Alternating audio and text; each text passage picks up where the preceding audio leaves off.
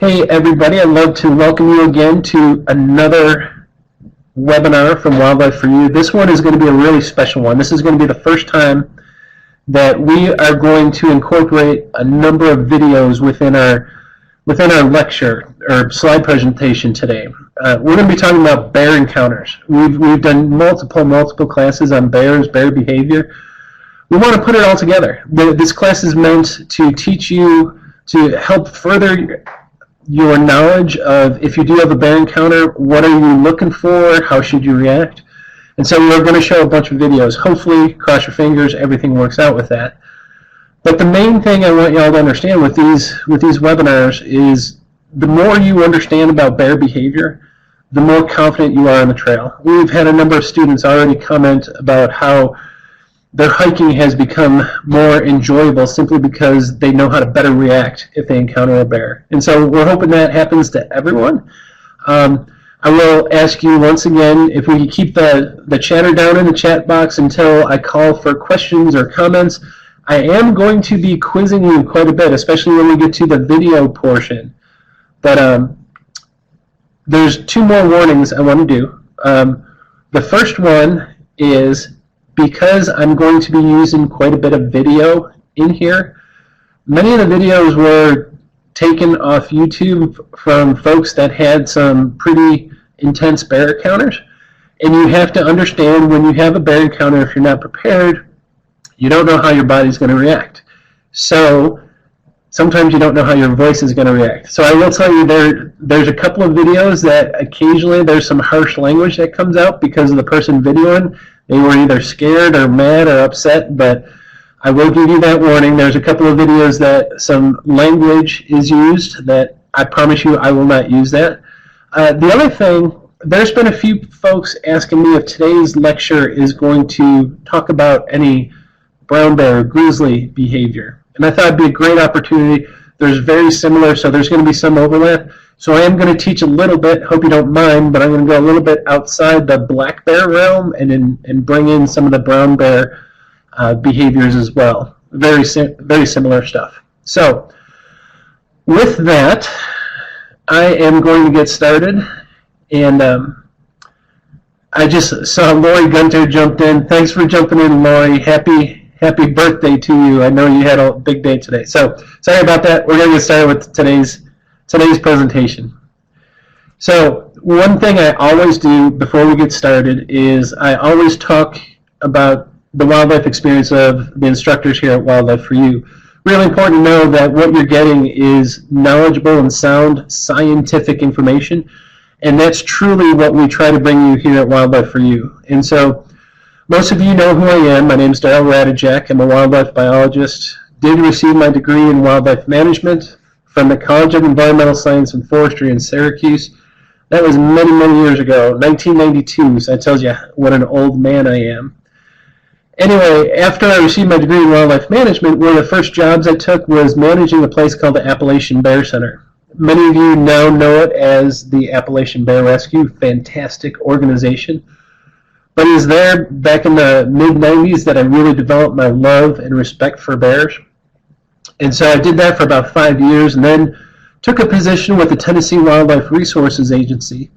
And because of my bear experience at the Bear Center, I was soon promoted and I became the big game coordinator. So I was managing bear, deer, elk, all the big, cool animals in Tennessee.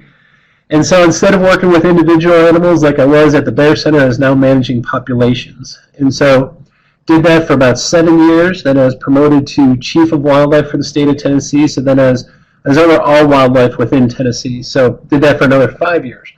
Needless to say, I've got about 20 years, more than 20 years, working with wildlife, most of which was bears and other big game animals. So everything I present to you is going to be based on science. It's not based on personal opinion or anything. This is what the leading science tells us in most situations. So, all right, to get underway here, what we're going to do today, we're really going to focus on understanding bear behavior. And like I said, this is going to be a little bit different because we are going to combine a little bit of black bear, or mostly black bear, but we're going to throw a little bit of brown bear in there as well. And so in order for you to react appropriately in a bear encounter, the best thing for you to do is understand as much as you can about that animal. And you've seen my Language of Bears class, so you're going to see a couple of slides if you've recently been in there, but try changing it up a little bit. But most of you, if you took part in my Language of Bears, went through all the bear biology, we're going to cut that out. But get into the heart of understanding bear behavior, literally based on their biology. Bears are driven to eat. A lot of it has to do with their hibernation. So they wake up in the springtime, they're hungry, they're trying to fatten up in the fall, so they literally have this drive to eat. The problem is humans are often careless with food. And it doesn't have to be an actual hamburger or a hot dog. I'm talking with garbage disposal or trash disposal. Bears are always seeking this high-calorie reward, and sometimes we don't do a good job of removing those odors or removing those food items or even the scraps in our garbage, and it draws us together for these bear encounters. And so, I don't know if it's a good thing or the bad thing. It's a good thing if you love bears, but there's definitely more and more of these encounters occurring, primarily because of our behavior, but we have bear populations and human populations both on the increase. So the frequency of these encounters happening are definitely also going to go up. But the one thing I want everyone to understand is usually, I can't say it 100% of the time, but usually in almost every situation, bears want nothing to do with humans. And they're innately afraid of us, even the brown bears, the grizzlies. The good thing is whenever we do have an encounter, fortunately, because bears are so intelligent, they try to communicate with us. And so they're going to be doing vocalizations, body posturing. They're going to be telling us what's going on in their mind. And if we know what they're saying to us, it makes that encounter so much more enjoyable. All right, so like I said, one of the things we're going to do today, which is going to be a little bit different, is we're going to include black bears and brown bears. And so I want everyone to understand the vast majority of you deal with black bears and black bears alone, but we do have brown bears here in North America as well. And so I want to explain a little bit of differences in the biology of these two species of bears, because that also equates to some differences in their behavior. So I want you to understand the difference between the two. Obviously from these pictures, you all know that brown bears tend to be much larger than black bears, and that's going to be a real key focus here. So right off the bat, the one thing I want everyone to understand, because I'll be mentioning brown bears, and inevitably I'll have someone say, well, what about grizzlies? For those that never took my 3 Bears webinar that explained the differences, here's the difference. There is no difference between a brown bear and a grizzly. What you see here in this picture here is what many people would consider a grizzly. And if you look at the genus and species of this grizzly, it is Ursus arctos. Genus is Ursus, the species is Arctos. Now, this picture here that you see before you, that is what many people would consider a brown bear. Guess what its genus and species is? It is also Ursus arctos. They're the exact same bear, exact same genus and species of bear. The difference between the two is pretty much where they are located, where they are found. And so the bear on the left, just so you know, its variety is called Ursus arctos horribilis.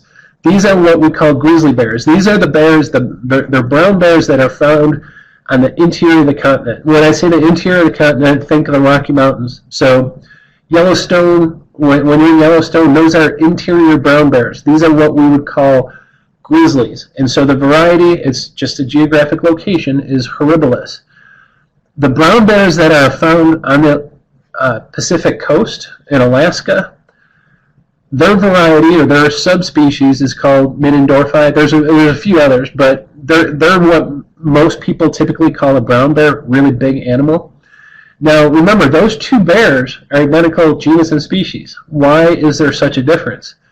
Well, think about the bear on the left and what it's eating. Primarily throughout the spring, summer, and fall, it's going to be eating It's going to be eating berries, acorns. It'll eat a little bit of carrion here and there. And so they don't grow as large, primarily because of their diet. That bear on the right, we all know they gorge themselves on some crazy, nutritious fish that are coming up, spawning in those streams. And so when we're talking about brown bears, and someone will say, well, what about a grizzly? Understand that a grizzly is a brown bear. It's just found in a different location. And the best way to understand and remember this is that every grizzly is a brown bear, but not every brown bear is a grizzly. Just keep that in mind, and it'll make sense. So it all depends on where they're located. So hopefully I didn't confuse anyone too much. But if you look, the main reason we're going to focus on black bears is simply because of this. You look at black bears and where they're found. Now, if you look at the map of North America, you'll see black bears were found pretty much all over North America, if you were in North America around the 1500s. Problem is, we've done a great job at killing a lot of those out. I shouldn't say a great job, a poor job. But this is where we typically find black bears nowadays. You can still see that they cover a good portion of North America, found in many, many of the states, but their range was greatly reduced because of overexploitation, and we didn't like living with black bears, or we didn't like living with bears in general. So what about the brown bears? Where are brown bears found? Well, again, if you came to North America in the 1500s, brown bears were typically found all throughout the western portion of North America. And once again, we did a great job, or a poor job, of eliminating most of those. And so if you look nowadays, the range is drastically reduced. And this is what's really important. When we're talking about brown bears or grizzlies, remember those interior ones, the Rockies, there's only about 3 or 4 states in the lower 48 in which we have brown bears. And so if you're in the Yellowstone or greater Yellowstone area, or up into Montana, Glacier area, that's where you're likely to encounter a brown bear, but much different species of bear. And I don't know if you saw the population numbers, but we have about 10 times more black bears than we have brown bears. All right, what I want to do before I get into the whole behavior thing, and this will help explain some of the behavioral difference between these two critters. Again, black bear and brown bear. If you look at the weight size between adults here, especially the male and female, males will go 200 to 500 pounds. Females are usually much smaller. But if you look at that, especially with the female black bear, you're talking an animal that's about the same size as a large adult human. Brown bears, on the other hand, are much, much larger, especially those Alaskan brown bears that are feeding on the fish. They can get up to, they'll range from 400 all the way up to 1,400 pounds. There's even some cases of bears being 1,800 pounds.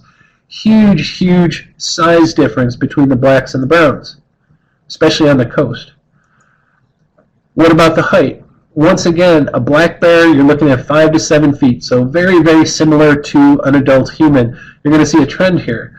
The brown bears, again, much bigger. They can go all the way up to 9 feet tall on their hind feet, especially on the Pacific coast. So the main point I want you to get here is a black bear is very similar in proportion to a large adult human, especially those female black bears. Male black bears can get much larger, but for the most part, you're thinking of a black bear about our size. Brown bears are much, much larger than us, or can be much, much larger than us.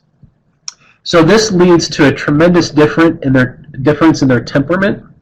So when you look at a black bear, usually when they encounter a human, and this is where we're getting into the behavior stuff, so when they encounter a human, they're very wary of us. We're a formidable opponent to a black bear. And so for the most part, they appear docile. They don't want any engagement with us because we represent a real-life threat to them due to our size and their size. The brown bears, on the other hand, they can get much, much larger than us. They can get huge. And so their temperament is usually much different than a black bear. And I say they're aloof and standoffish. When I say aloof, it's not in a negative way. It's they don't pay as much attention to us because we're not perceived as much of a threat to them. And so that's why I describe it as aloof. And then when we do have an encounter, they're not as likely to be bullied or afraid of us. And so because of their size differences, there's usually a much different behavioral reaction to them. And literally what it boils down to, they will exhibit the exact same behaviors, which we're about to get into, but the threshold for human tolerance is very, very different. And again, it's based on their size. We intimidate the heck out of black bears because we're similar in proportion to them in many, many cases. We usually don't threaten grizzlies. Grizzlies don't want to be around us, or brown bears don't want to be around us, but they're not as intimidated by us. And so their behaviors that you'll see will be very similar, but that threshold of us pushing them around or scaring them off is much, much different. So hopefully you all understand that. Does anyone have any questions about differences between black bears and brown bears? If not, I'm going to get into the heart of this presentation, hopefully.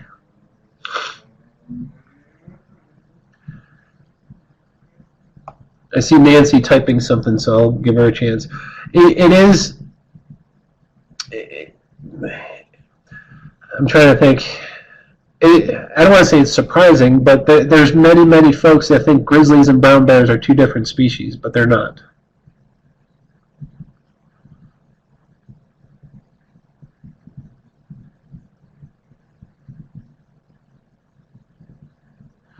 Nancy, you say if we move to the left, if we move the black bear to the left to the right bear's territory, the behavior would be the same. When I say their behaviors are the same, the behavior, like their reactions when they're nervous, they will do similar behavior. For example, they'll pop their jaws, and I'm going to talk about that. They'll pop their jaws, they'll huff. So they do very similar behaviors. But the point at which they get nervous or they get mad is different, because a black bear, we're more likely to scare away. We usually don't scare away grizzlies. Grizzlies usually scare us away, and a lot of it has to do with the size difference.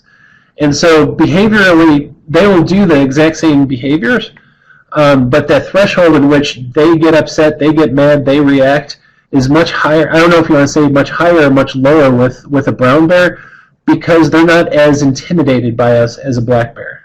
Hopefully that clears something up. Oh, Nancy, yeah, definitely the size. The reason the brown bears on the interior don't get as large are those grizzlies. A large adult grizzly is going to be anywhere from 500 to 800 pounds. You have to understand that grizzly that's in the Rockies and Yellowstone, it's feeding mostly on berries, on acorns, on insects, on carrion, whatever they could find. So they're definitely omnivorous.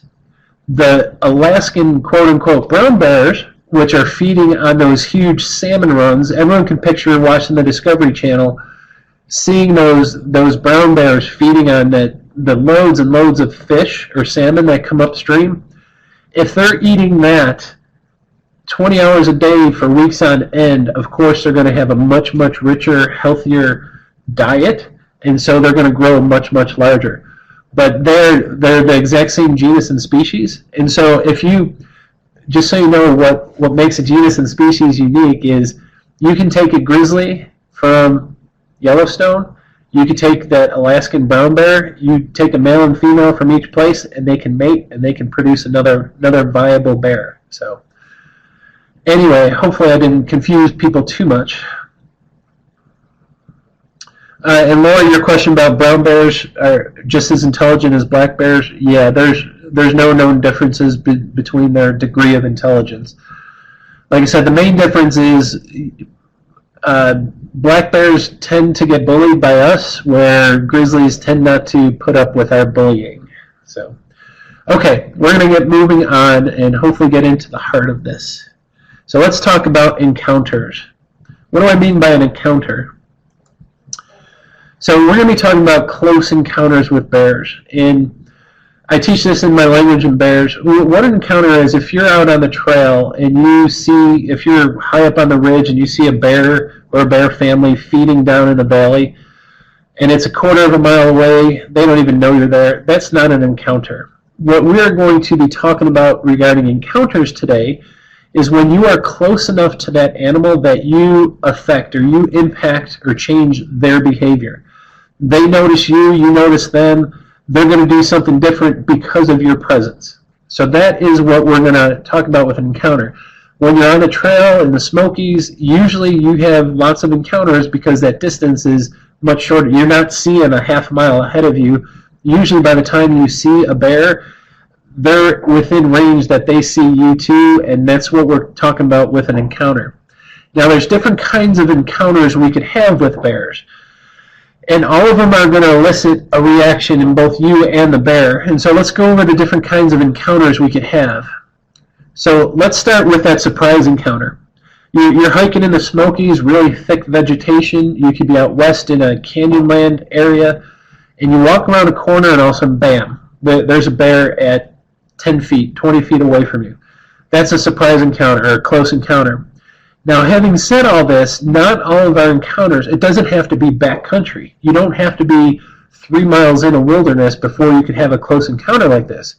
You could be renting a chalet in Gatlinburg and taking the trash out, and you turn around the corner of the cabin and bam, there's a bear 10 feet away from you. And so these encounters don't always have to be deep woods. These could be anywhere in bear country. So if you're living in bear country, vacationing in bear country, you can actually have a surprise encounter just outside your door. So what's another type of encounter we may have? The next one is on a kill or around a food source. And so the picture you see here, I'm sorry if my wording dimmed a little bit, but the picture you see here is a black bear feeding on a carcass. That is something you got to be wary of. So if you encounter a carcass in the forest, you don't want to hang around, find out what animal might be feeding it on it. But again, it doesn't have to be the carcass of an elk or a deer or anything like that. It could be a blackberry field. It could be a tree that's dropping acorns. And so anything that bear would be utilizing as a food source, it's going to react to your presence around that food source. And once again, this is not a backcountry issue. You can be in a cabin somewhere in the mountains, and a bear could see the trash can as its food source. And so if you're close to that and he's trying to get to the same thing, you're going to have a close encounter with that bear. Next one, mother with cubs. And so this is one that we all know about. This usually gets the biggest headlines. Female bears are often very, very protective of their offspring. And so they're going to react. They're going to be very defensive in this situation. This is usually one of those encounters that warrant the most attention because of her anxiety that gets increased when she has her offspring around her. Another one that many people don't think about, but typically bears are solitary animals. Adult males and females, they don't hang out together. They are very solitary, and the only time they usually get together is late spring, early summer, when their mating season comes around. So if you're out on the trail and you encounter 2 adult bears, say late June, early July, that's typically not normal behavior of adult bears hanging out. So you might be right in the middle of their mating season. And so sometimes a male or even possibly the female will get a little upset if you're too close to the mate or their partner for the time being. This doesn't happen all too often, just want to bring it up to your attention. But here's something that generally is taking the headlines. And sorry that's not displaying correctly as far as the text, but dealing with dogs.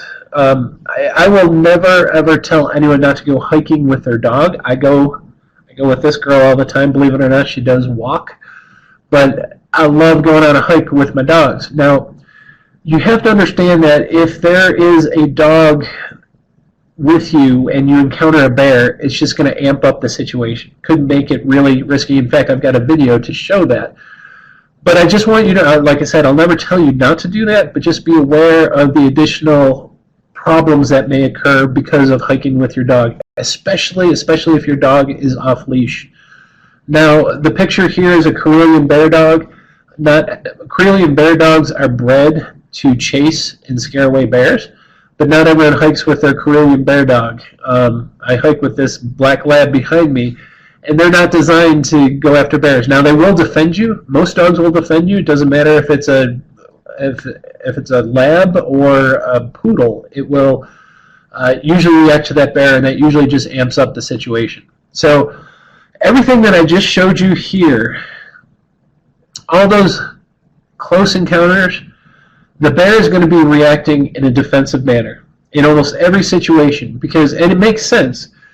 If you surprise a bear at close range, he's going to try to defend. He or she is going to try to defend their personal space. If you encounter that bear around their food source, they're going to try to defend that food. Mother with cubs, obviously they're going to try to defend their offspring. Then mating season, they get really defensive of their mate, male or female.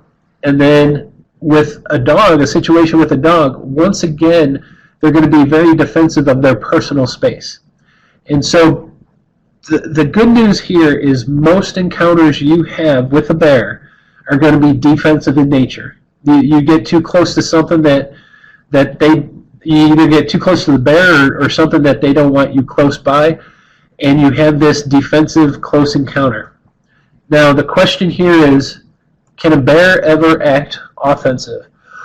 And the answer is yes. There's two situations, and we're going to go into a lot more detail about these two.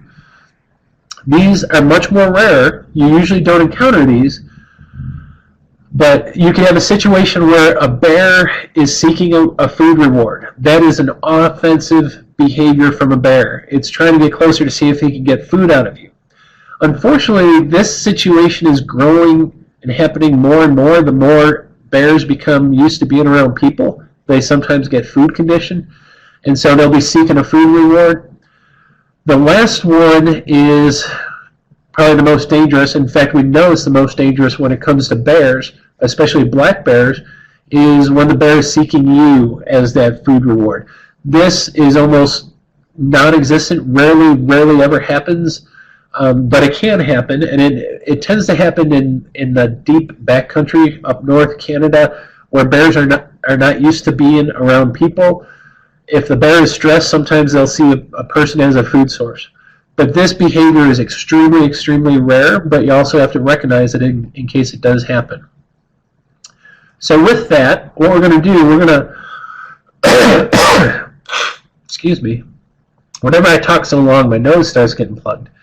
What we're going to do, we're going to talk about reading body posture and vocalizations. And again, black bears and brown bears will be doing very similar body posturing and vocalizations, but it's the point in which they do it that sometimes varies.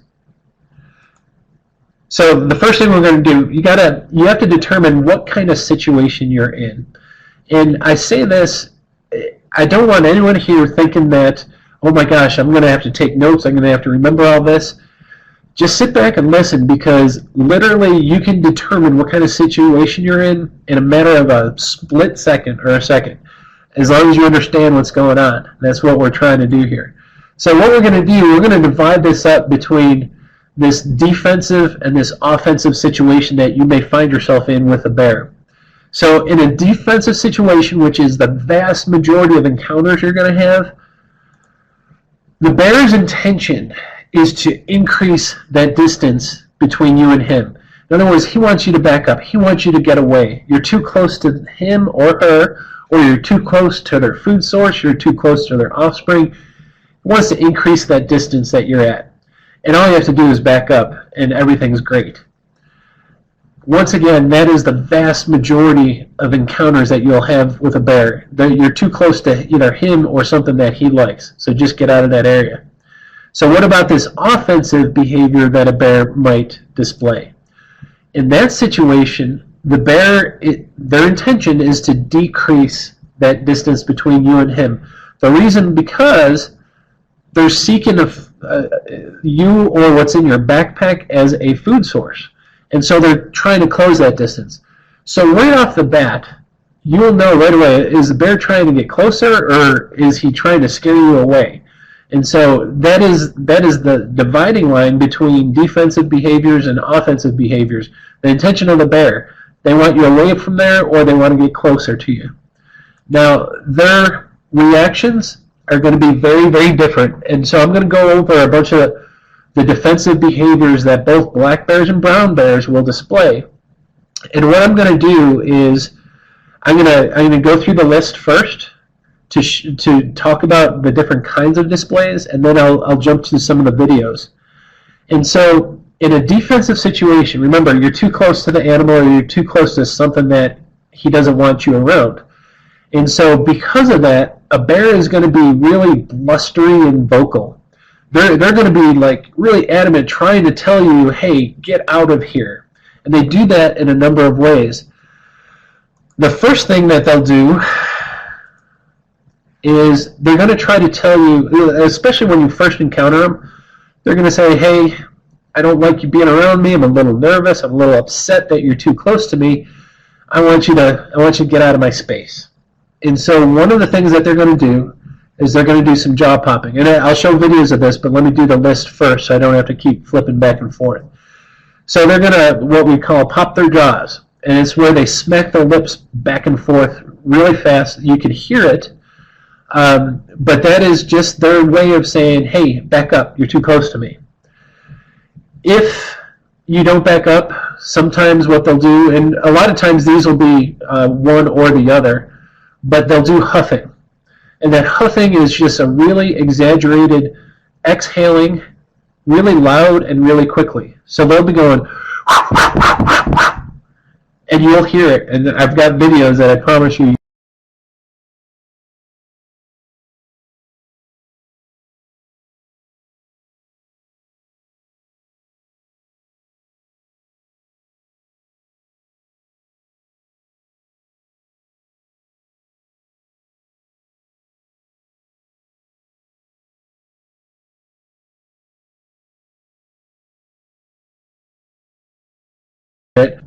Am I back with you guys?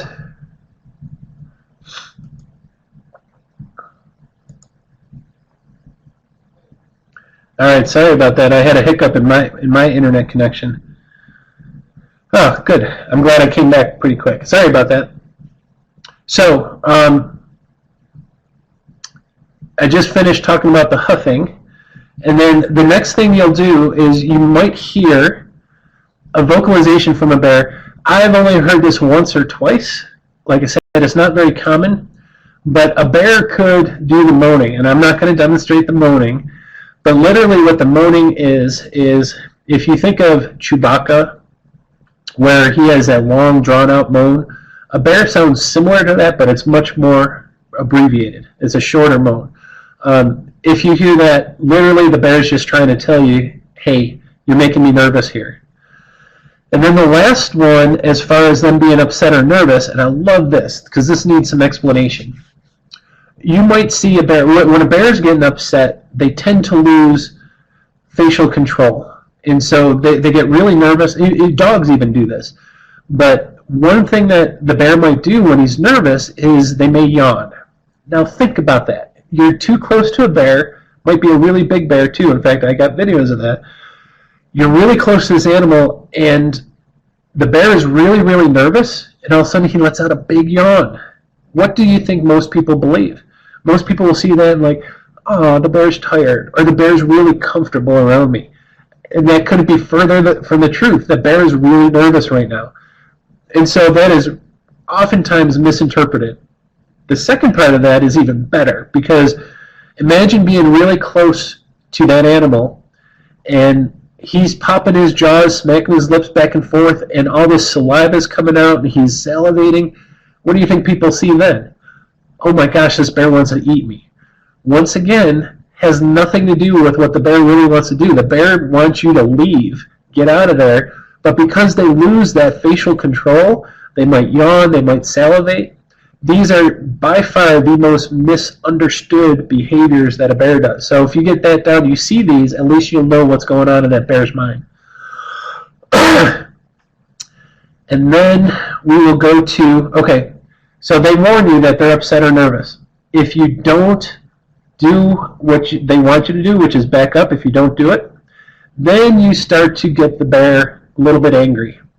And so instead of asking nicely, he's going to tell you, please back up. Now I'm getting mad. Now I'm getting angry.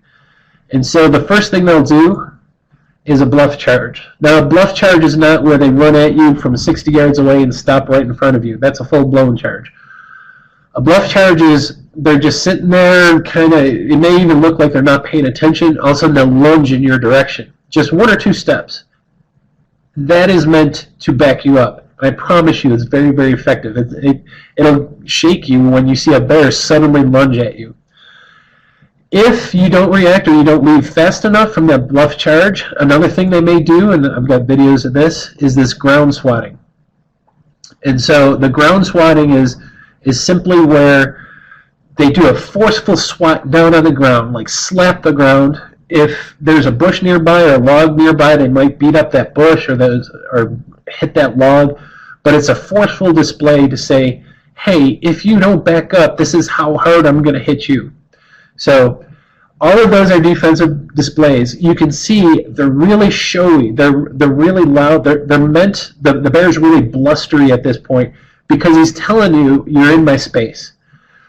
On the offensive side, and I'll go through all of these before I get to the videos, on the offensive side, much, much different reaction from both the bear and from you, which you'll see in a little while. But an offensive behavior from a bear, remember, he's trying to get close to you. He's closing that distance. He is not blustery. He's not showy. He's not loud. He's sneaky. What he's trying to tell you is he's hungry. He's trying to get food from you. And so one of the things you might notice is the bear would be stalking you. Now, sometimes you might be walking down a trail and the bear's walking the same direction as behind you. That doesn't mean he's stalking. He could be going to the same place you're going. Where your spidey sense really needs to kick in is if you make a left on a trail and that bear also makes a left, and then you make a right and he makes a right. It's this constant pursuit that tells you, yes, this bear is interested in me. And so that is the offensive display. And like I said, he is not going to be loud. He's not going to be blowing. He's not going to be huffing. He's going to be sneaky. So his head will be low. Sometimes it's swaying back and forth. The one thing you'll notice is their eyes will oftentimes remain locked on you. They don't want to let you out of their eyesight. And so defensive and offensive, like I said, once you understand, if you just sit back and think about it, once you understand what's going on, it's really, really easy to recognize. Is the bear trying to get closer or wants me to back up? Is the bear being loud and blustery, or is he being sneaky? And as soon as you know it, you'll know exactly how you need to react. So with that, what I'm going to do, I am going to pause my video so I don't take up as much bandwidth. I'm sure when I come back, my dog will be in the exact same spot. And then now what I'm going to do, I'm going to switch over to try to show you all of these behaviors. And we'll talk about it. We'll show you. Hopefully you could hear everything. Hopefully everything runs okay.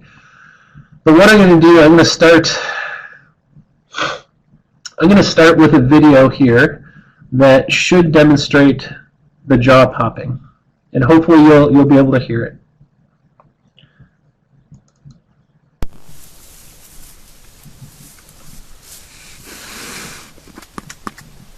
He's going to pop his jaws right here. Turn your volume up.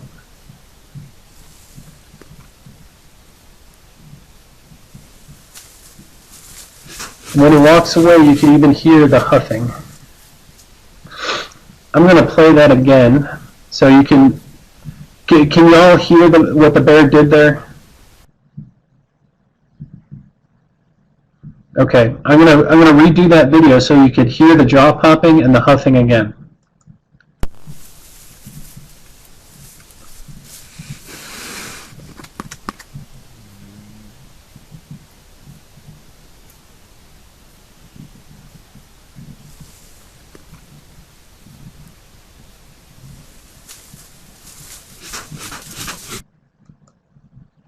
So that right there was a great demonstration of that jaw popping.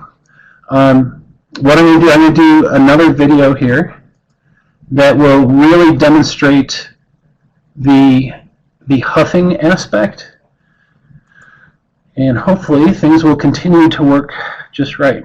Now, again, if you're listening in, make sure your volume's up. You'll definitely hear the bear huffing here if this plays.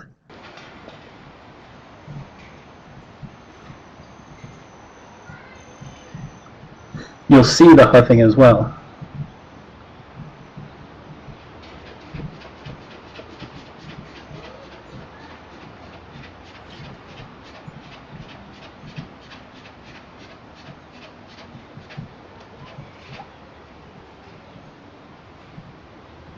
He was even smacking his lips. You couldn't hear his lips smacking, but you should have definitely heard him huffing away. That lip smacking, that huffing noise that they do, they're just telling you, hey, I'm really nervous here. You're in my spot. I need you to back up. So those are excellent demonstrations of jaw popping and huffing. So I don't have a good video of the bear moan, but I do have a couple of the yawning. We'll see if this works here. Okay, this is a big bear. I'm actually going to use this video for a couple of displays, but big bear, this person has been filming this bear. The bear had already ground swatted to scare the guy. In fact, I'll back it up and show you. But if you're watching this bear and you see this happen, you're going to see him yawn. This is not the bear. The bear is tired, wants to go to bed. This is the bear losing that facial control to say, hey, you're still too close to me.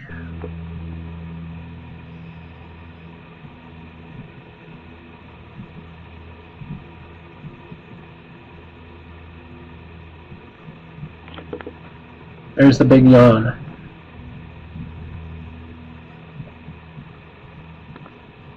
Now what's really cool about this video, let's see if I can back it up. This is the start of that video, and you're going to see a ground swat. So, and then I'll let it play to that yawn again. But this goes to show you, this bear is agitated right now. This bear is not more and more comfortable. You see how effective that ground swat is. He was telling this person who's videoing, hey, I need you to back up. And the gentleman never backed up. And again, this bear is still agitated. This is where that yawn comes in again. And so the worst thing that happens there is a lot of the people will see that and they'll get comfortable. They'll say, oh, the bear's tired, he doesn't care that I'm here. The bear cares very much that you're there and wants you to back up.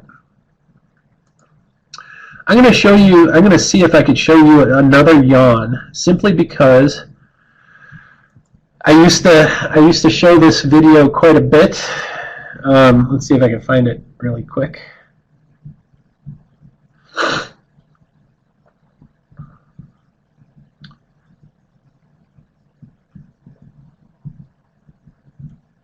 Give me 1 second. Okay, well, while I'm looking for that, I'm going to show you a different one. This is going to be a video of a bluff charge.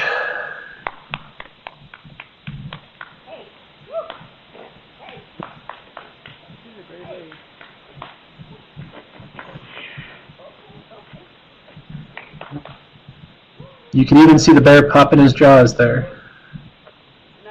So just 1 or 2 steps in her direction to back her up. Again, very, very big bear.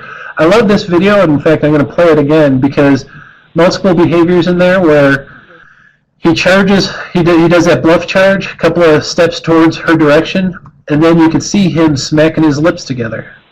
Again, this is all defensive behavior in a bear.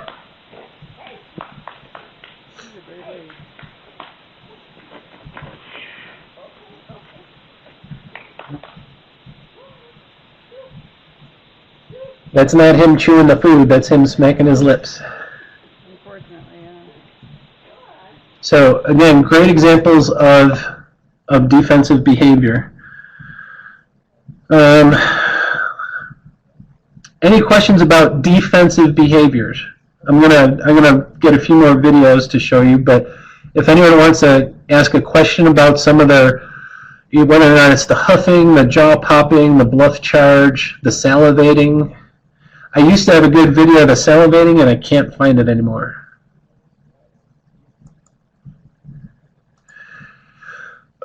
Yeah, unfortunately, people get very comfortable around bears, especially if they're seeing them quite a bit.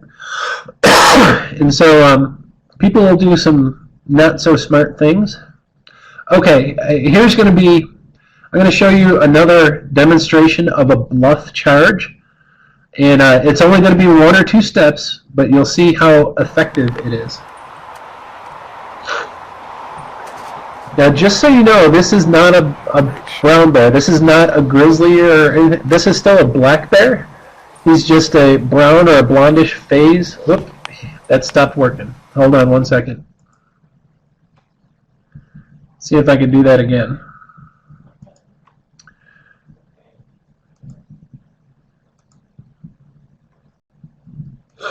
See if this one will play.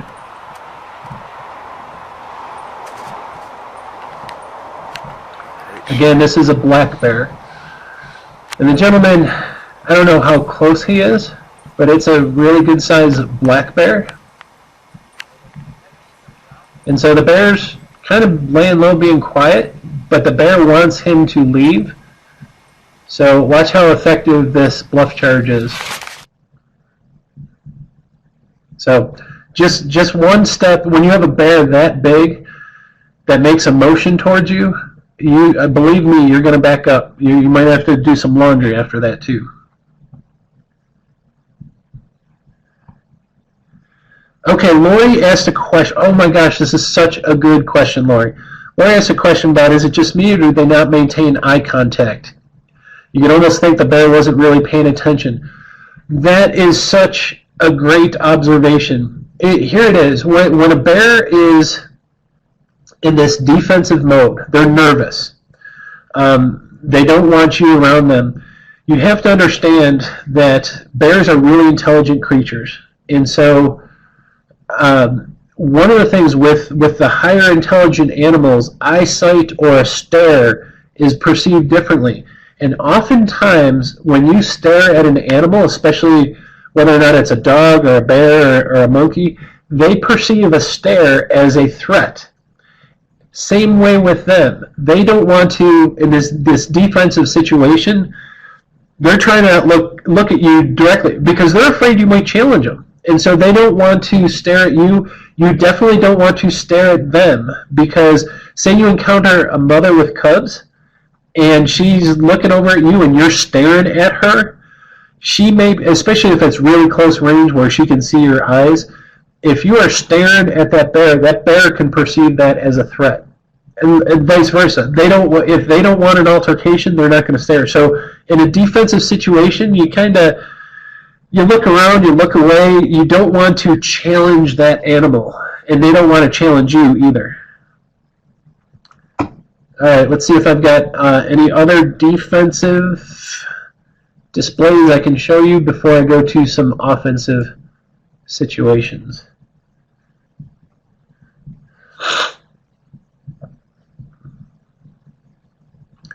Okay, I'm going to show a video. Please, if you're offended by bad language, turn your video down.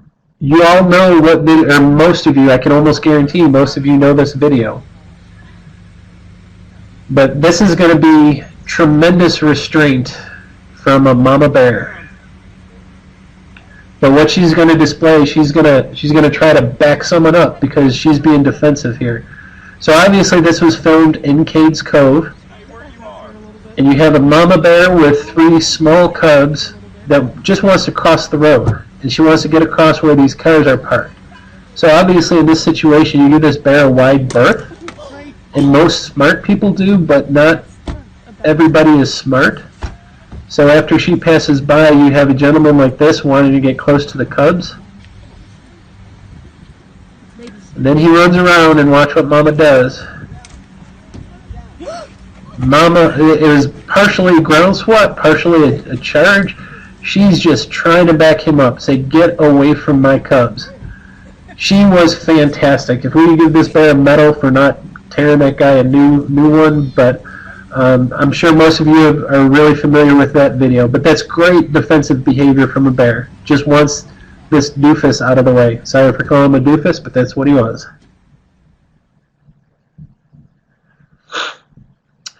Okay, Nancy asked a question. Are you surprised she'd go through that area with all those folks? Really, really good question. No, I'm not surprised at all. You have to understand that that video that we just showed was from Cades Cove. Cades Cove, for those that don't know, is in Great Smoky Mountain National Park. It has a lot of bears. It also has lots and lots of people. 11 million visitors a year to Great Smoky Mountain National Park.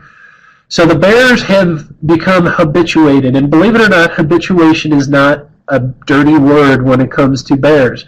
Habituation can be a good thing. It's literally, if you look at the root word, habituation is habit forming.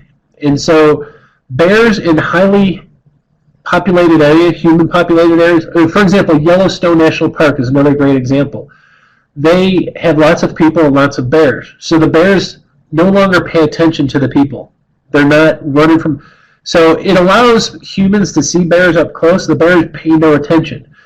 A lot of people think habituation is a bad thing. You don't want a bear to become habituated. That's not the case at all. It's food conditioning that is the bad word, or the bad words for bears. If a bear becomes food conditioned, so it is now seeking humans as a food source, knowing that they could get food out of them, that is the bad situation with the bears. So habituation is nothing really bad.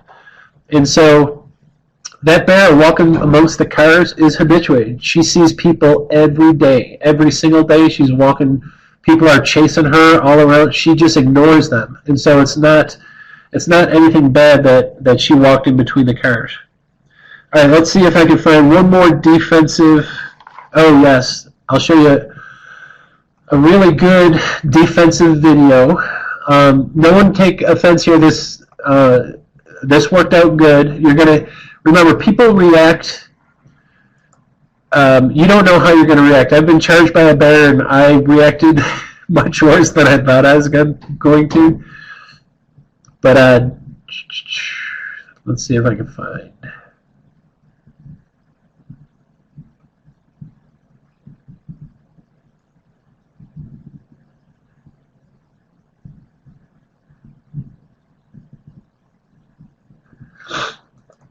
Actually, this might be a different video. This might be a really good one.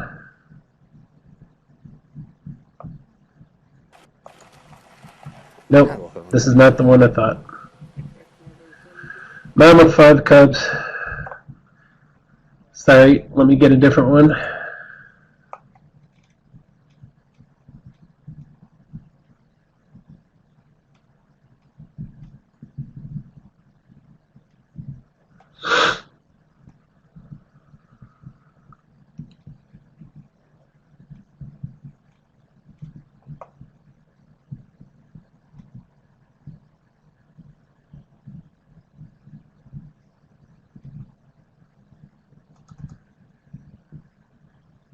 Hopefully this one is... Hey! Whoa! Whoa! Whoa!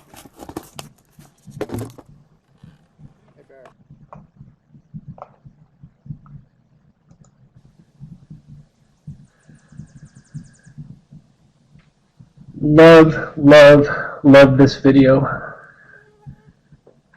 Now this will be a good teaching. This mom, obviously, she has cubs around.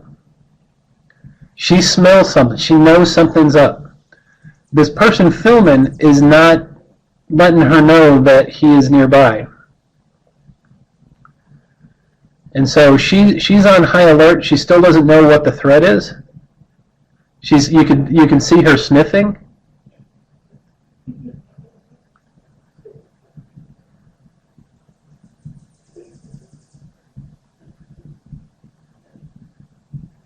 Now watch this.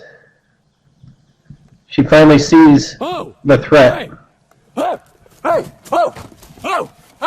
And now she's trying to eliminate that threat. This is all defensive. She didn't hurt the guy, scared the guy pretty bad. But what in that situation, what could they have done different? And Linda, I'll get to your question here in a second. I love that it was so clear. Beautiful mother, beautiful cubs she had there. What did that person do wrong who was filming?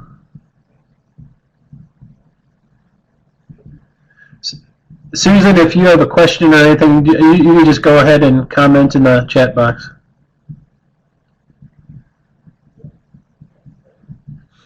Yeah, not only backed off as soon as he saw her sniffing it, he needed to alert her. The bear didn't know that person was there.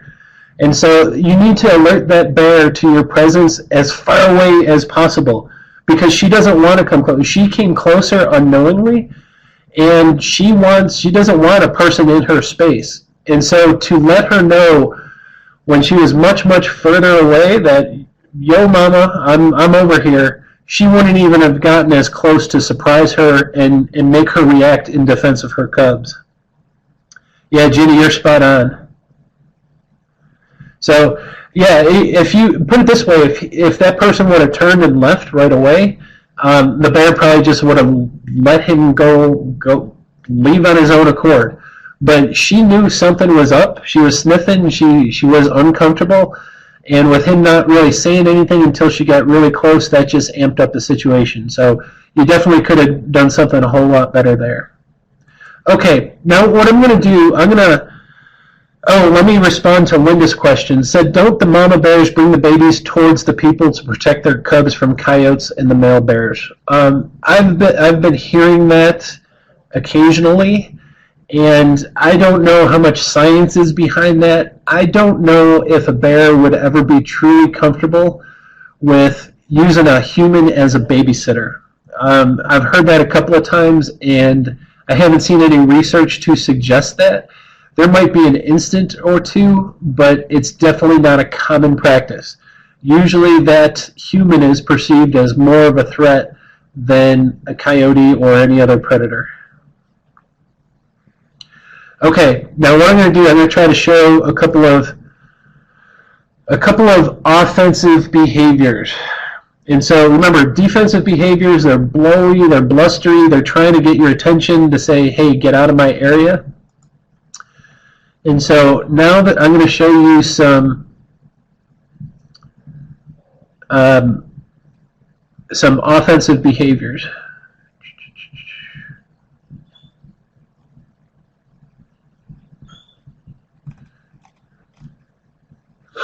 Sorry, it's taken a while. I've got a whole bunch of videos in here.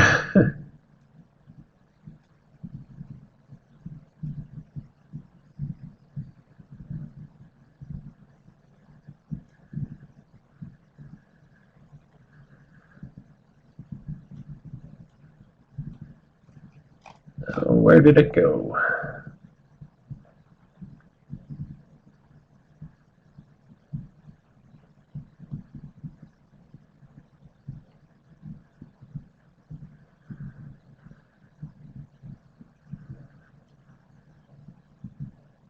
All right, I'm going to show you one just so you don't wait around too long.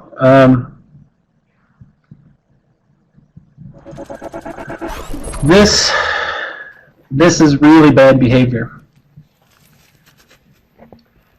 This is actually, I believe this is a yearling. The mom is close by. Oh, no, don't get... But notice the bear is trying to get closer to the person. Hey.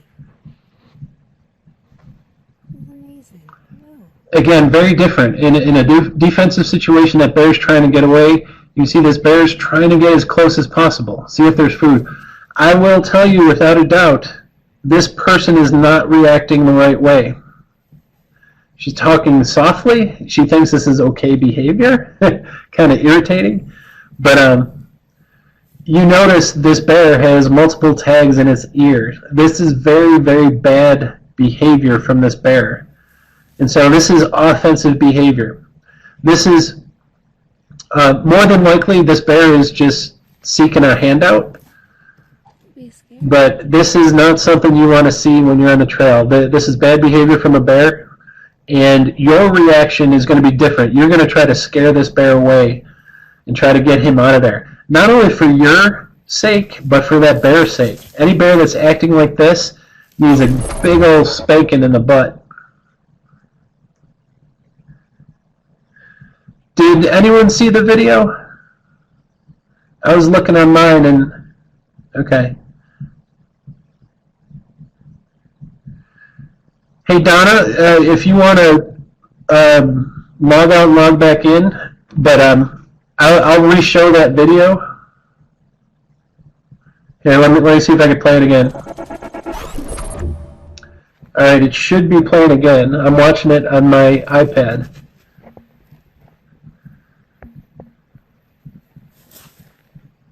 Can you guys see the video now, Shirley and Donna? Okay. Right. But it's a bear approaching a hiker. I tell you what, I'll go to a different offensive display. And so let me stop this one. All right. This is going to be another offensive behavior.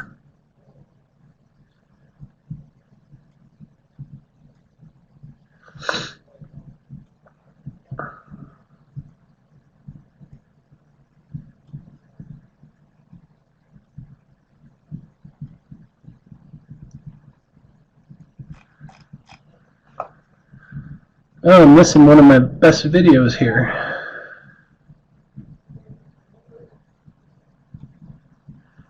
Okay, this one I posted, hopefully you'll see this. This one I posted on the Facebook page, and this is offensive behavior. Imagine if you were sleeping in a tent. You see the bear, he's real nervous right now, but he's definitely trying to get closer. He probably smells something. If you're in your tent, he's smelling something in your tent. This is that offensive behavior. You don't want this. The bear doesn't need this either. And so, what would your reaction be to this? Other than getting pretty shook up, because this is something you probably don't want to see when you're looking out your tent.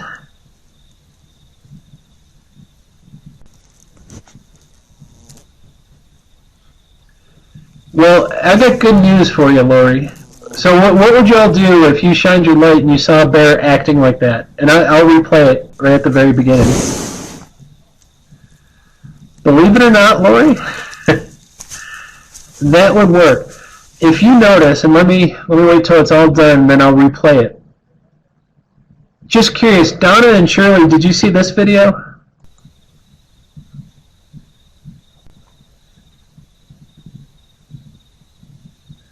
I think Donna and Shirley, you might have to log out and in because the others are seeing it. Okay, this bear is, although he's demonstrating offensive behavior of trying to close that distance, he is so nervous right now.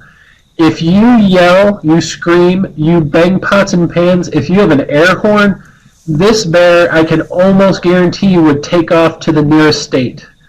He's coming in at night because he's kind of afraid of the situation, and so if you acted aggressive and you were loud and blustery, this bear would be the one pooping their pants instead of you. And so this offensive behavior, this is early on offensive behavior because they're nervous, they're trying to find that food reward, and so you can not only do yourself a favor by scaring this bear away, but you will more than likely save this bear. And this is one of the lessons I want people to understand. If you behave appropriately, you can save bears by making sure they don't become food conditioned. It doesn't take long, they're really smart, but if they start approaching tents or people early on, and those people right off the bat scare them away, that's going to break them. They're not going to want to go near people if they're always getting scared or the people act aggressive towards them.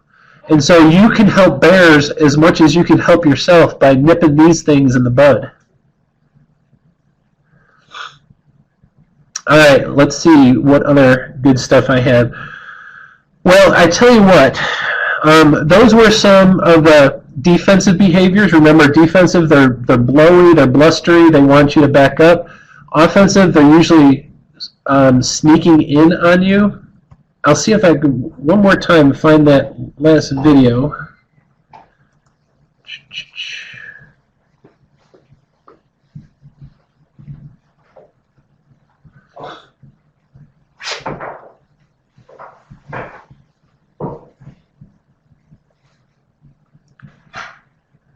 Well, for some reason, that one video I wanted to show is gone. So what I'm going to do, I'm going to jump back to my slideshow. So we were talking about what a bear's doing in these different situations between defensive and offensive. And so once they'll usually do the first communication. They're going to tell you how they're feeling. And remember, once they do that, this is now your chance to communicate with them. If they huff at you, if they pop their jaws, they bluff charge or do anything like that, they're talking to you. Now you can communicate back. Vice versa, if they're sneaking up on you, they're still telling you what's on their mind. So they're communicating with you. This is your chance to communicate back. And so let's start with that defensive situation. We're going to talk about black bears here. So first off, if it's a defensive situation, so say you have that mother with the cub, and you surprise a bear at close range. First thing you want to do is you don't want to pose as a threat. You surprise the bear, you're making her upset because you're too close to her cubs or her food source. Don't pose as a threat. He or she wants you to leave, so you need to leave. You slowly back away. You never turn, you never run. You just say, "Whoa, bear, I'm sorry, didn't mean to disturb you." And then you just slowly back up, and that bear wants you to leave, and they'll let you leave in almost every situation. So what if the bear comes at you then? And there are some defensive situations where a bear, you're either too close to them or you're too close to the cubs, and the bear comes at you. What do you do then? I'll start my video again. So what do you do then if the bear comes at you?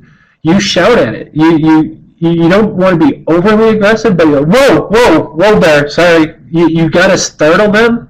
You make them stop, and you're trying to scare them back. So if they're coming at you, you startle them to stop them from coming closer, but you continue to back away because they're wanting you to get out of there.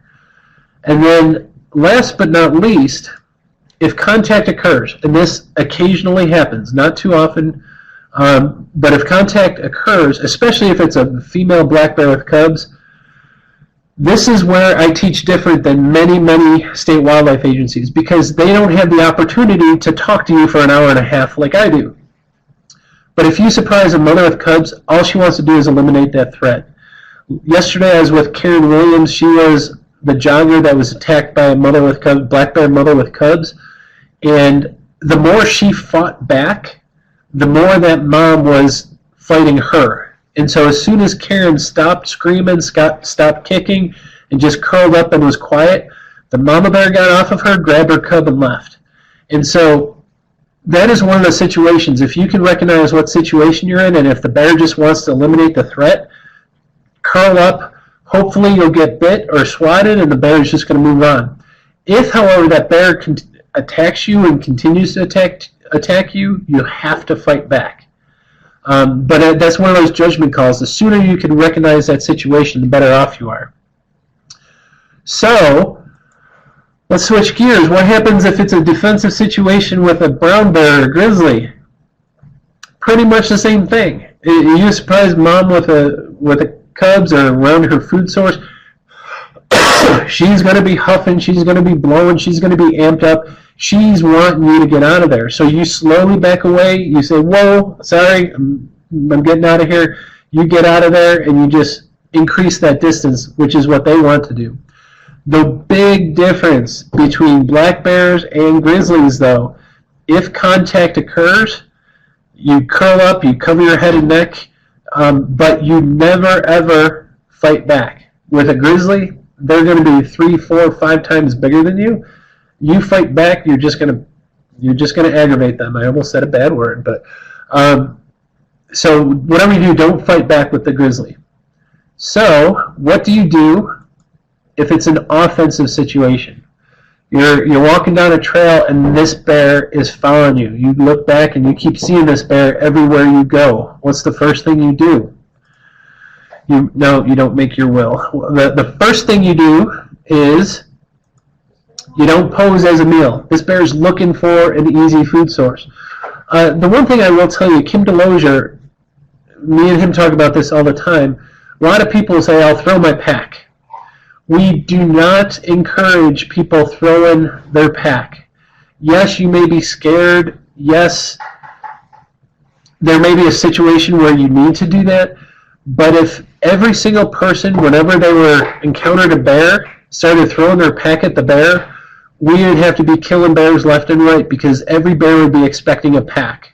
Too many people encounter bears, and if too many people are throwing their packs at bears, that's the last thing we want. So if it's an offensive situation, the bear is looking for some food from you, don't pose as a meal, don't throw your pack. Slowly back away. You got to get yourself out of that area. But this is where it's vastly different. Remember, that bear is coming in sneaky. He's not showy. He's not blustery. This is where you suddenly become the bigger bear. You yell at it. You scream. You throw things at it. You pick up things. You let that bear know that you're the dominant bear in this situation. If he tries to eat you, you're going to eat him instead. So, completely different reaction than the defensive mode. And then last but not least, if contact occurs, if that bear makes contact in this offensive situation, you fight back no matter what. You never curl up. He's looking for an easy meal. You don't give it to him. And so you fight back because your life truly depends on it. Just so you know, let me go back. I will tell you, this is so rare. You'll probably never have to use it. But I want you to know what you have to do in case this situation does present itself. So what about this grizzly or this brown bear? What do you do different if it's an offensive situation, if that bear's coming to you and is not leaving you alone? Like I said, once again, the main thing, you still got to scare it away if you can. Now, this is going to be so much different. This bear is going to be bigger. You hope that you do a good job at scaring it away. But if you don't, if contact occurs, once again, you do not fight back with a grizzly. And so, literally what you have to do is you lay on your stomach, cover yourself up, the back of your neck. Hopefully the bear will just kind of give you a couple of bites, realize that you're nothing really there, and will move on. But for the most part, fighting back with a grizzly is futile, and it exposes you to just a quicker end. So it's really bad if it's a predatory situation with a grizzly. So hopefully none of you will get into that. So with that, what I'm going to do, before I get into the summary, I'm going to switch to more videos. And I'm going to ask you guys some questions here.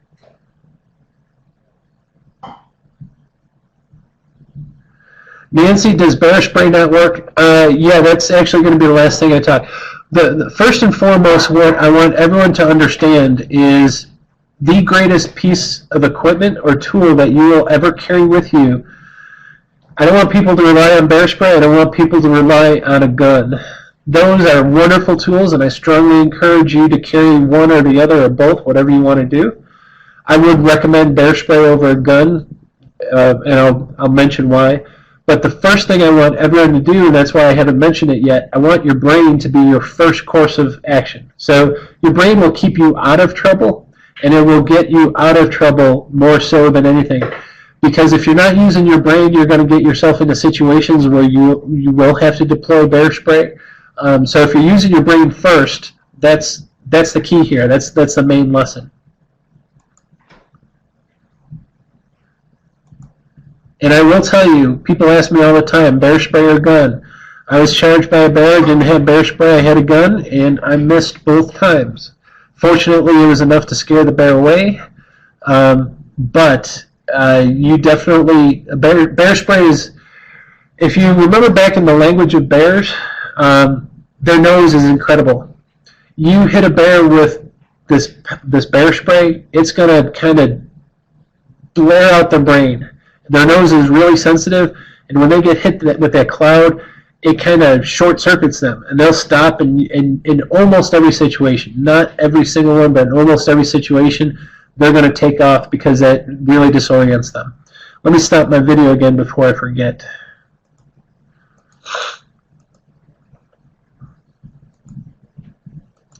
Okay, what I'm going to do is I'm going to show a couple scenarios.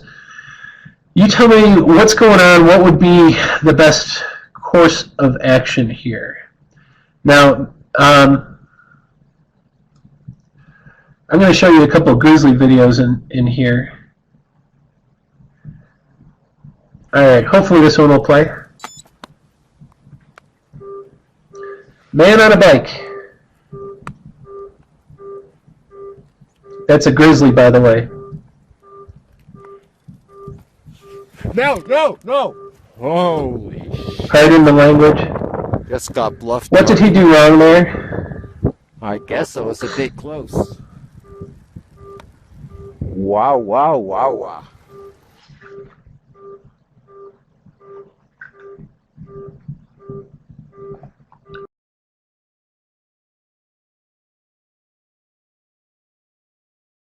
Yeah, I don't know. I'm going to play this again.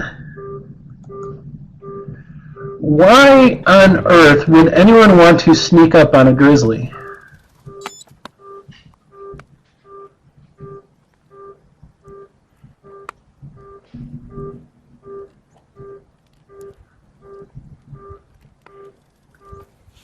No, no, no! Oh, Yeah, and so let's. just got bluffed hard by that big. Unfortunately, I was getting so aggravated gathering all these videos Wow, because I was wow, just wow. seeing very, very poor human behavior. And so, kind of approaching a bear, it doesn't matter if it's a black bear or grizzly or anything, even worse with a grizzly, but sneaking up from behind, especially on a bike that's really quiet, boy, oh boy, that's not smart behavior. And so, the grizzly was fantastic. The grizzly, and I'm so sorry, Shirley, I wish I knew what was going on, but the grizzly turned around and did a bluff charge towards the man. So let's look at another video.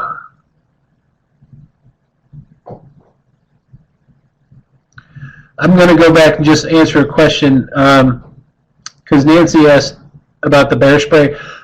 Make sure, as far as the brand of bear spray, it doesn't matter if it's counter assaults, there's UDAP, there's a number of them. Just make sure they are bear spray. Don't go to Walmart and buy pepper spray. You got to go to an outdoor store to buy bear spray. Simply because bear spray is more powerful, it has a longer burst, it can reach a longer distance. But brand-wise, just make sure it's bear spray.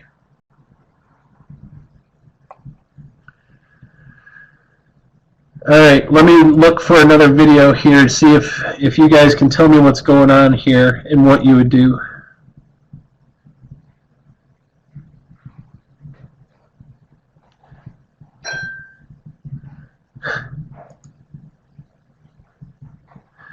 Well, it's weird. I'm finding some of... Okay, this is a good one. First off, hopefully if this plays, tell me if this is defensive or offensive display by this bear.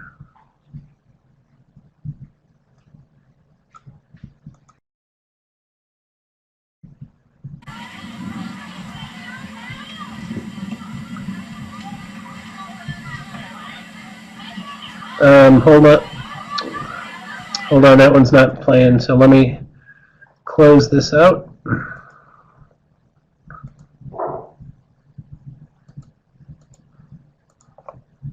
I knew some of these videos would be a little difficult, but hopefully we could get through.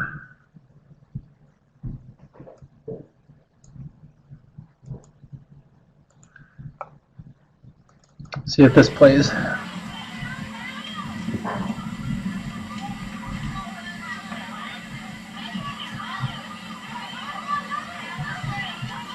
I'm going to give it a second. It looks to me, okay, maybe it's playing now.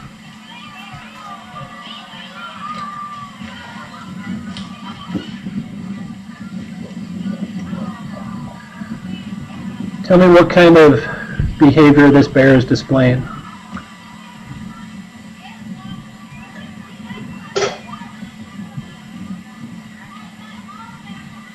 Very good. Can everyone see the video? It was having a little bit of hard time.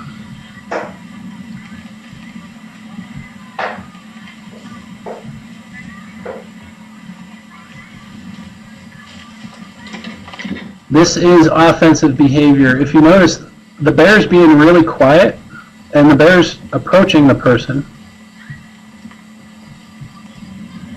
See, his head's kind of low.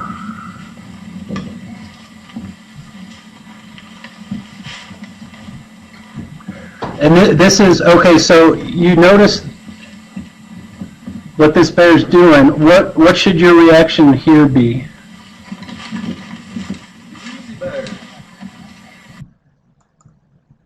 I paused it, just so you know.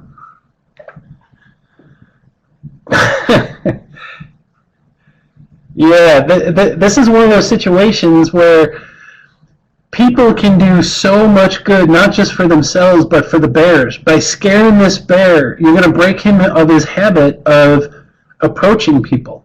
And so if more and more people, unfortunately, a lot of people think this is really cute behavior, this is killing bears. And so if more and more people reacted appropriately from the onset of these behaviors, that bear would never want to approach a person if it knew that the person's going to act like a maniac. And so this is where I need everyone to kind of, obviously we want you to be safe, but if you yell, bang pots and pans, if you have an air horn, anything, you're going to teach this bear not to approach people. I will, let's see. Okay. Now, watch this video. This is going to be a good one, and try to figure out, is this bear defensive or offensive? Now, just so you know, this person was not, this was a bow hunter, but he wasn't hunting the bear. But watch what happens here.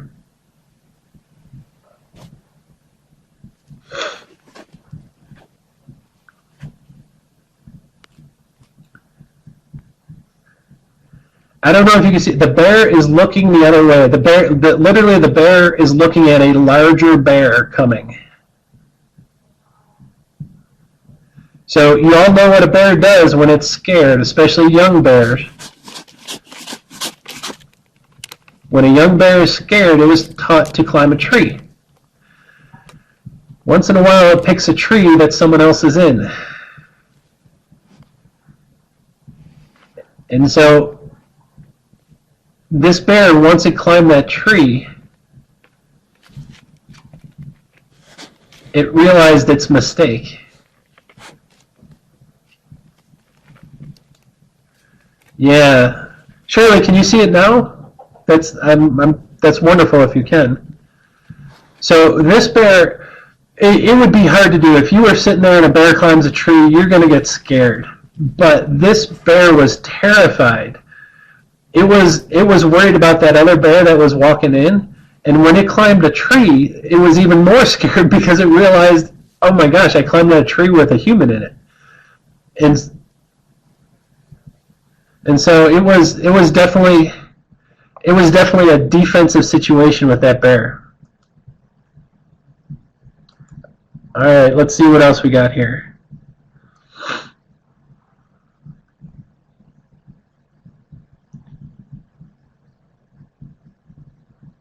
Okay, I'm going to show you this because I love this video.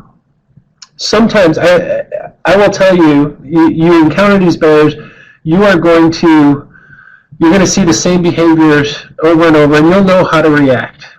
But I remember one lesson I learned from a gentleman who taught bear attack response training. He said, Daryl, he goes, you can do everything right, you can do everything you're taught to do, train, you can recognize things. He goes, sometimes you're going to be in the wrong spot at the wrong time. And I think this is a great demonstration of being in the wrong spot at the wrong time. Watch this, folks. Boy, he's big. Uh-oh. Uh-oh. Oh my, look at this. Film it, film it, film it, film it. How many times do you get to see that? Obviously, these are grizzlies. Uh-oh. Hey.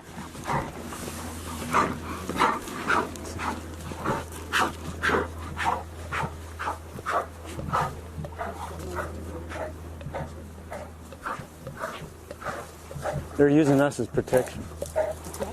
Yeah, it's okay. Hey, that's close enough. Hey, close enough. Can we go this way? No, don't move. It's close enough. Take a picture.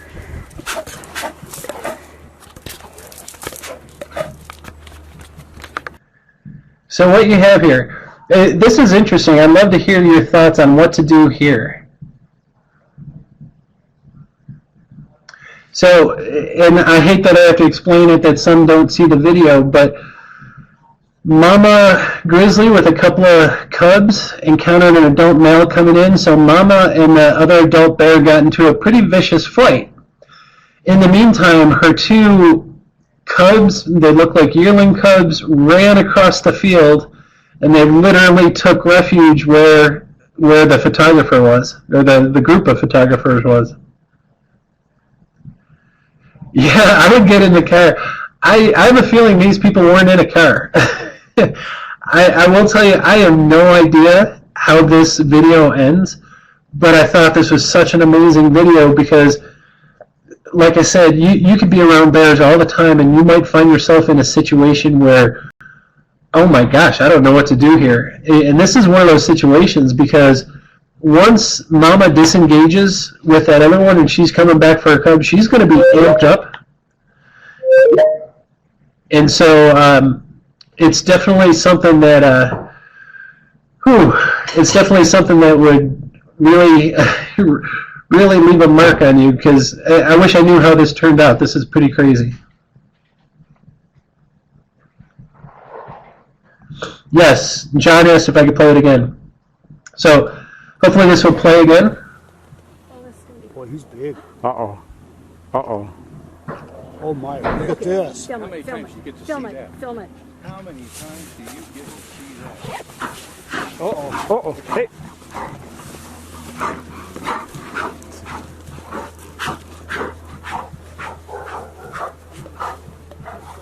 Pretty nuts situation there. They're using us as protection. Beth, I would imagine it's another large bear, and usually females don't take to other males coming around. So I imagine that's what that was. Take a picture.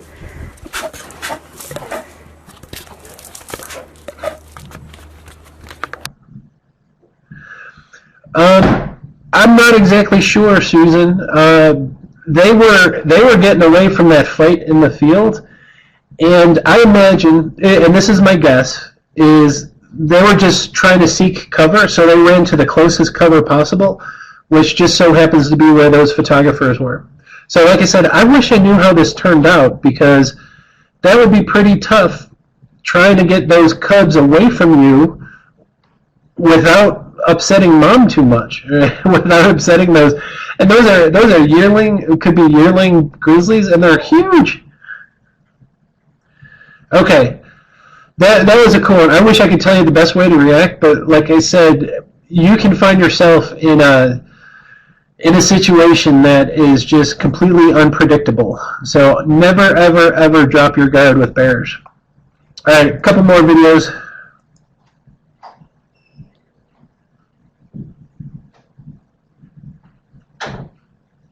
Okay, I'm going to show you one of the best grizzly videos I have ever seen. This is the perfect reaction. When it comes to the people photographing, this is exactly how you respond, not just to grizzlies, but to black bears that may be approaching. They're so calm, cool, and collected, but this is wonderful. Hello, bear. Oh, it's our first spring bear. Hey, you take this. No, you can do it. Yeah, I can Fine. do it. Stay away. We're not any food for you. All right. We're nothing for you here.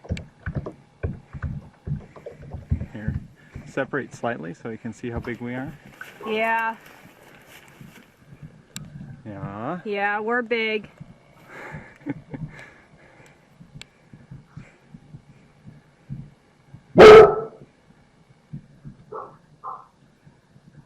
You don't want to mess with us. Yeah, leave us alone. I know it's a hard spring. Yeah, they're doing everything right in this video.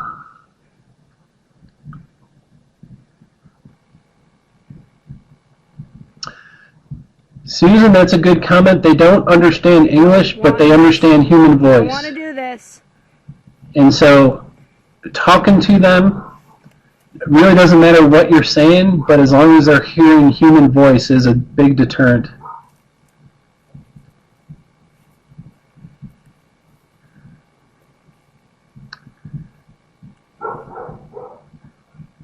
Yeah, that would be good. They might not. The last thing you want to do is turn on this bear. But by them standing their ground, they got the bear to go the other way. You can go away. I truly believe that in the beginning it was a case of mistaken identity. The bear saw something moving, ran closer, and then when they started talking to the bear, spreading out, making themselves look bigger, made the bear go the other way.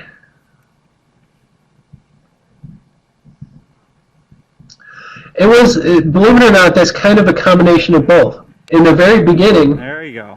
when the bear was coming at them, I think that was very much a case of mistaken identity. Thank you. And then once he realized it was humans, he switched from offensive to defensive. Now he's like, uh-oh, we're too close to each other.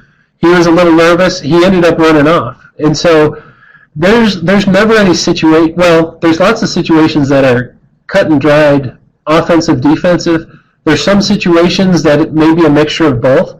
I think this is a great example of the bear was coming close because he thought there was potential food there, and then he realized, oh my gosh, it's a human, or humans, and then he switched gears to defensive.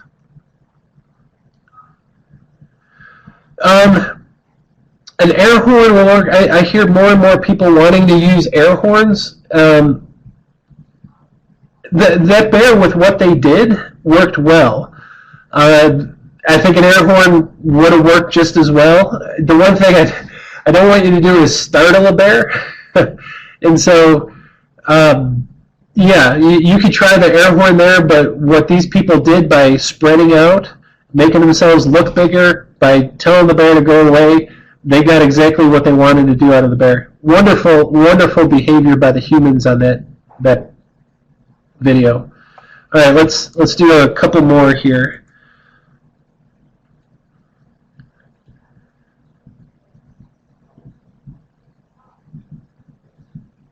Okay. I'm going to show you this. This is going to be a very similar situation, but I believe, and we'll talk about this, I'll wait until it's all done before I tell you what I think.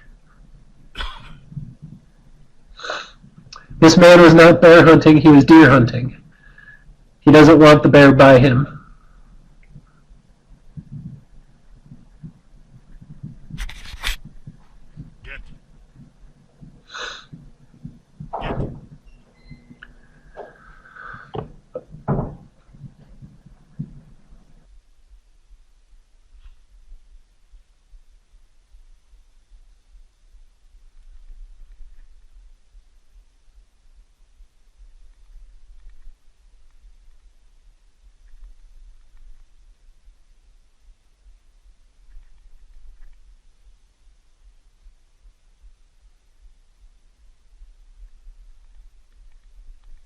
Get out of here.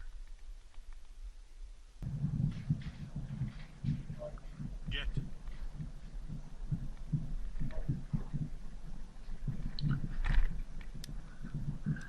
This is where the bear finally sees him.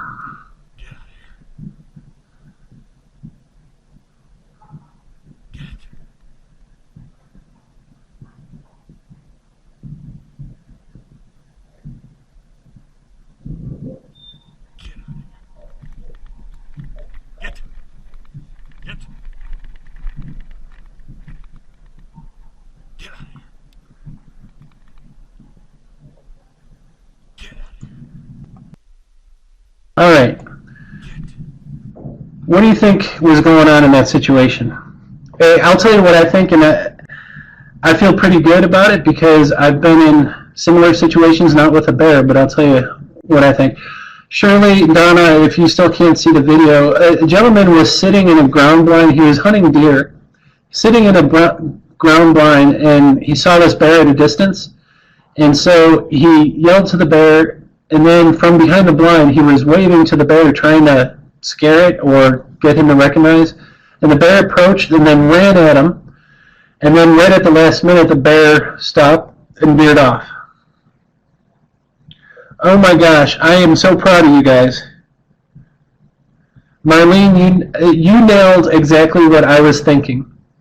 Because I've hunted quite a bit. I've deer hunted, turkey hunted, and I have been sitting in the woods like up against a tree, and I would just be moving slightly, and I have been stalked by a coyote, I've been stalked by a bobcat, and what happens is when you look at that situation, that he saw the bear at a distance, and he yelled to it, which I give him credit, but then when the bear was walking closer, he was just waiting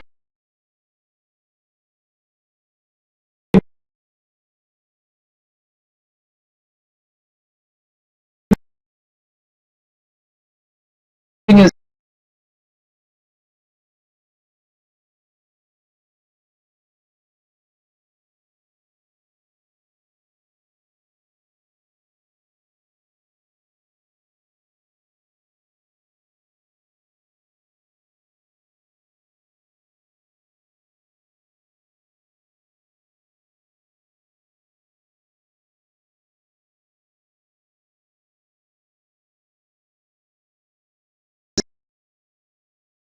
hand.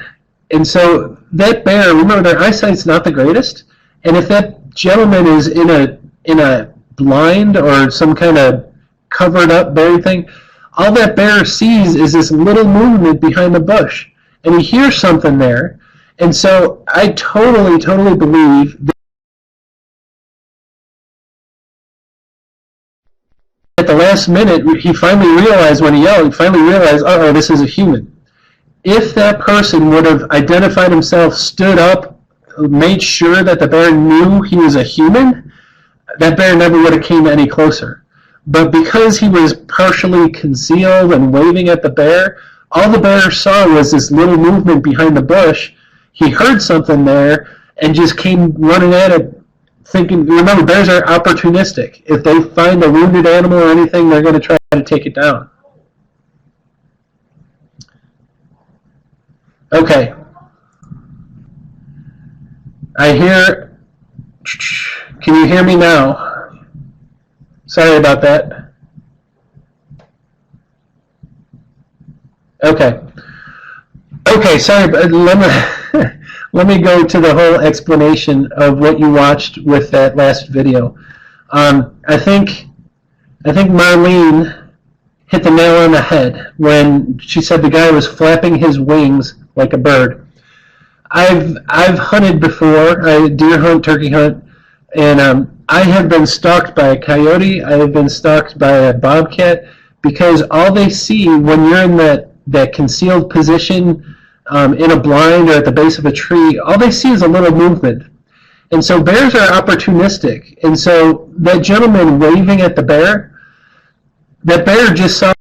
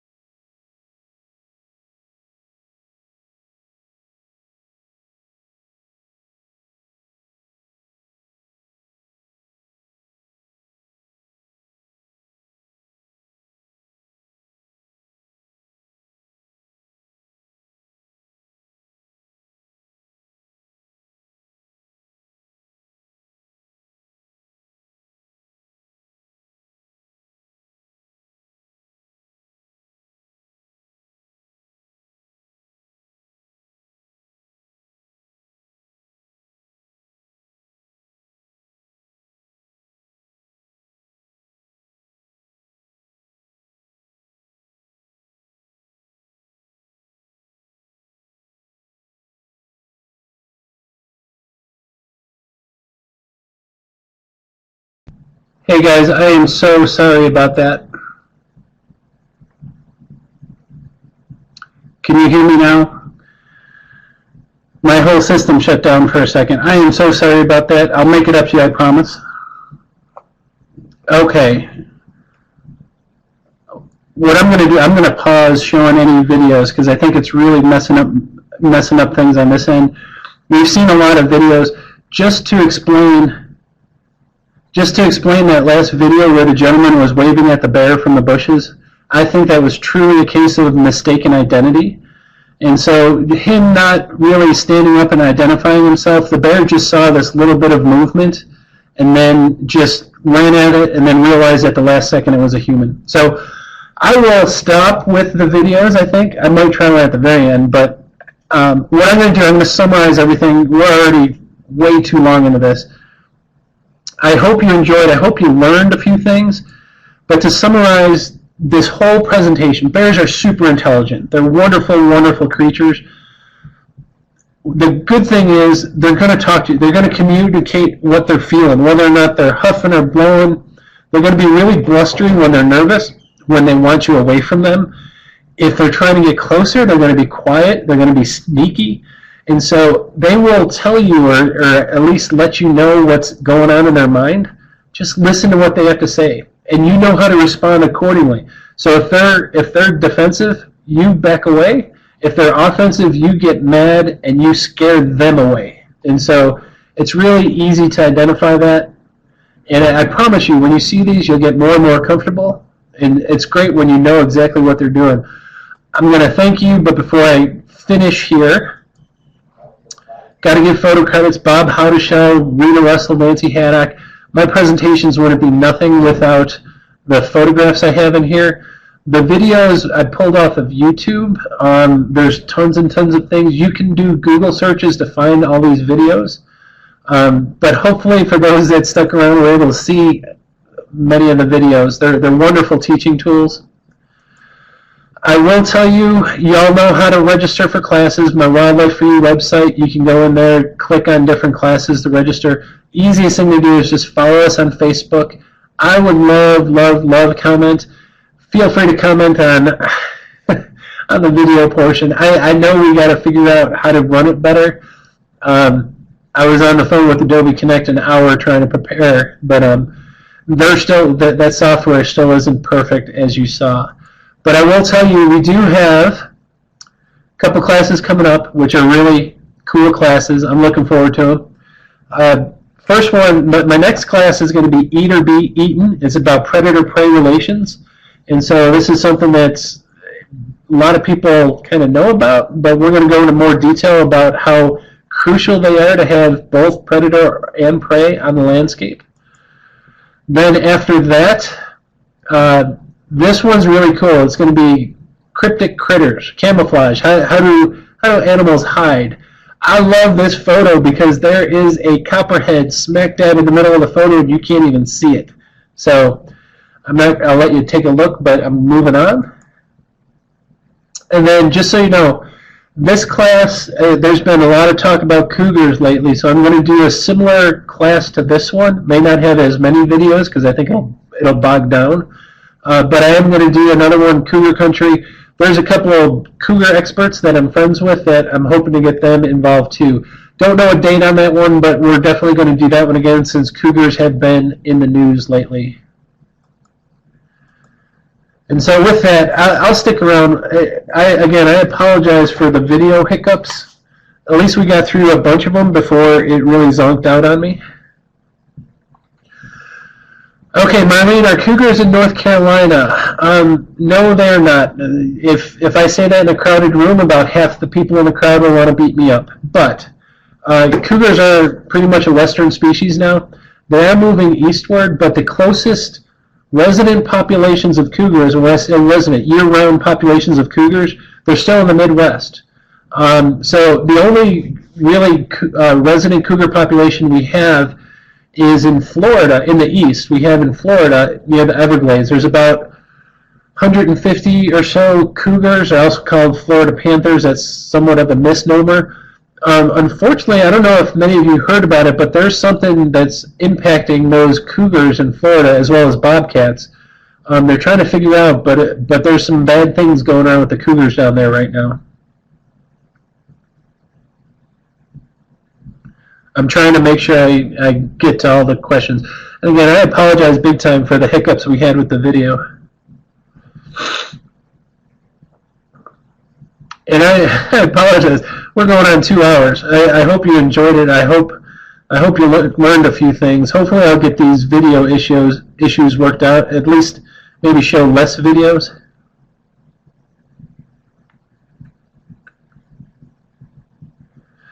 Okay, John says, what about bug spray? I think that was supposed to be bug spray. Heard about not use anything sweet smelling.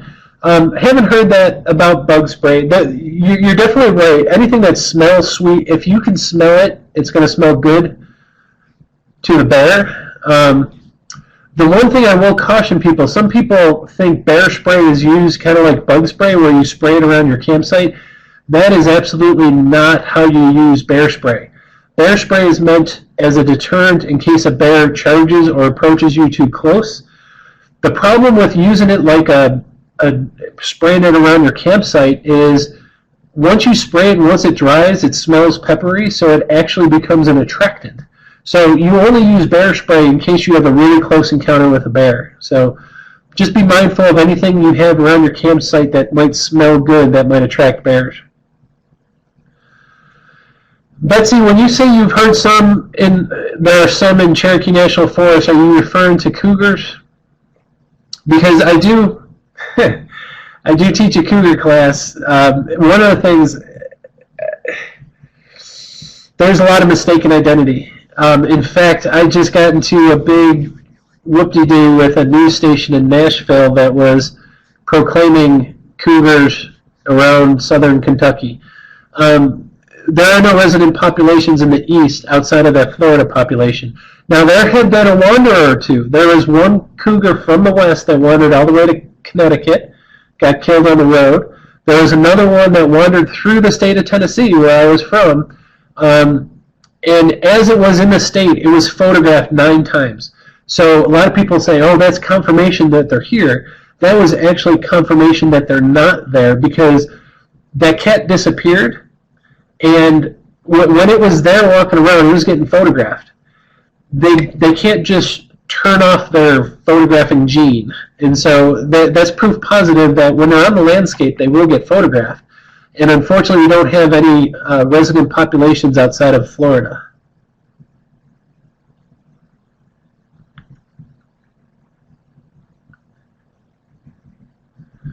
Well, I am so glad. Comment, if y'all don't mind, comment on the Facebook page, and by all means mention the hiccups if you need to. I will get that worked out, but I appreciate the comments thus far. Betsy, as far as the cougar and mountain lions, they're the exact same animal. What I might do, I tell you what, I'm going to send everyone in this class, I'm going to send you a free copy of my cougar class. It's kind of like the cougar biology, which will explain a lot of things. So how about that for dealing with all the hiccups tonight? Oh, I missed it. Thank you so much, Trish. Let me go back to Aaron. Okay, Aaron's question was, can you talk about the importance of not turning around from a bear to get away? Turning around, you don't want to take your eyes off the bear because you don't want to lose sight of where that bear is. But even more important than turning around is running. A lot of people will get scared, and I will tell you, a lot of people will react differently. You never want to run from what is considered a large predator, whether or not it's a bear, but especially a cougar, because if you run, it short circuits their brain. They have an instinct to chase something running. And so turning around is a bad idea because you could lose sight of the animal that you're worried about, but running is even worse idea because it could trigger them to chase you. And so that's why whenever you're trying to get out of that area, you just back up, make sure you can look back, see so you don't trip, but make sure you don't lose sight of that animal because if you turn and start walking away, you have no idea what that animal's doing.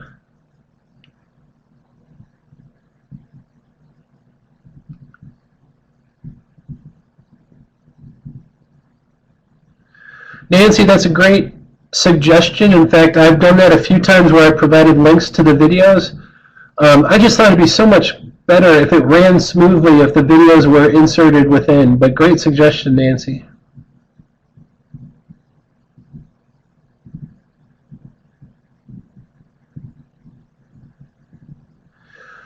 Betsy, Bill Lee, I don't know if I would recommend that. And here's a really good point, and I'm sure it has worked many times. But when you simply step aside and don't give a wide berth, and you kind of force that bear to walk close to you, here's a prime example. Colorado, 3 or 4 months ago, woman did just that. A bear was coming towards her, as a black bear, coming towards her on the trail, and instead of getting way off the trail, she just took 2 steps off the trail to let the bear pass. That bear ended up biting her because it was so close to her, it was just an initial reaction. They ended up euthanizing that bear. So I would not recommend, I put it this way, I would recommend getting as far off the trail as possible. Give that animal as much space as you can, because if you force it to pass by at a really close distance, who knows what could happen, and we had a situation where it turned out really, really bad. Lori, Bill Lee is a photographer in the Smoky Mountain area.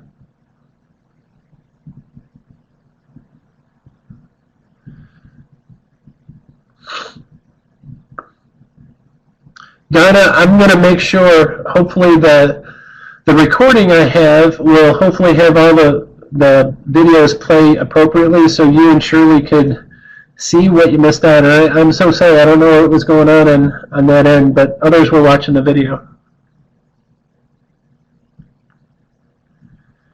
Wow, this is the longest one. This was a 2-hour show. I can't believe you guys stuck around. All right, I'm going to thank you once again. I'll send out the video shortly. You guys were great, and hopefully I'll see you at a future presentation. But I'm going to stop my video.